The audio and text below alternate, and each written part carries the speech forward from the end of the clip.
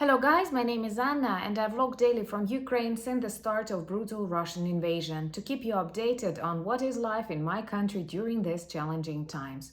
If you support Ukraine, please subscribe. This is the easiest way to demonstrate your solidarity and share information about Russian war in Ukraine and our future victory.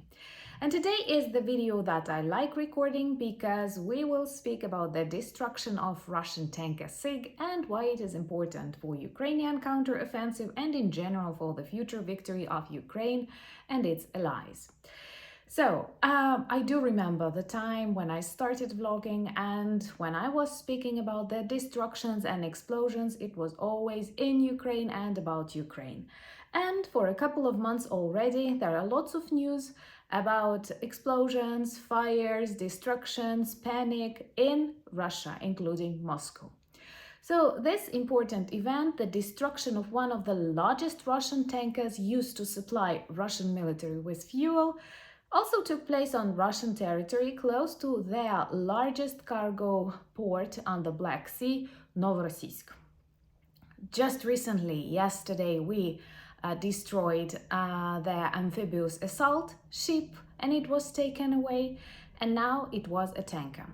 These tankers are used by Russia to supply military with fuel, oil and other stuff that they need, and also very often they use them to avoid sanctions and trade with some very bad international companies that think that money are more important than human lives, and they deceit sanctions, customs and other things. So sometimes various goods are sent to these tankers and international company ships reach them in these waters of the Black Sea, and no one records that. But anyway, tankers definitely help Russia conduct this war, and the destruction of one of the largest is huge success. It happened tonight with a maritime drone carrying 450 kilos of explosives. I know many of you say that it sounds unrealistic how a drone can carry this 450 kilos. Well, there are different drones. I'm not a specialist in that. There might be a combination of something. But as far as I understand, Ukrainian SBU is taking responsibility for this successful special military operations finally on the territory of Russia. Also, I would like to say that I'm very proud of Ukrainian Ministry of Digital Transformation, and honestly, don't get offended. When I travel abroad, I see this huge gap, especially in various civil services, in banking, that exists between Ukraine and many EU countries. Because, oh, by the way, recently I was opening an entrepreneur or something like that. I did not need to show up anywhere. I could do it directly from my phone, and many other operations are really easy to do from the phone. So anyway, this Ministry of Transformation, Digital Transformation, is responsible for the Ukrainian army of drones. Not only they collect money to supply this army of drones, but they also invest in development of Ukrainian fighter drones, and I'm sure that soon we will see more and more successful operations conducted by these really small gadgets.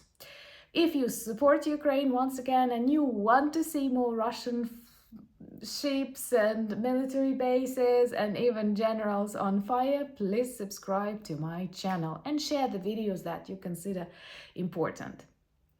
And I am very pleased when I read different analyses of international military observers who say that using small weapons, using innovative technologies like drones, Ukrainians are successful in achieving their goals. So first of all, they destroy military targets. They do not cause human casualties, and we are super careful because during any war it always happens, but Ukrainian armed forces, even after a year and a half of brutal war that Russians support, do care about their population and try to avoid unnecessary victims and always target military objects. Also, one more very important victory from my Ukrainian perspective is that we have demonstrated the world that Russian defense is ineffective. It's not effective at all. Drones explode close to Kremlin. Even if they don't kill Putin yet, they reach there. They explode there. Nobody stops them. So if we were able to attack Russia openly and like with really strong weapons, long-range missiles, maybe in a 3 days, just like the planned for Kyiv Blitzkrieg, Moscow would have been ours. Subscribe if you would like to witness that. But I honestly mean it. Russians, Putin, and lots of their people, they are covered.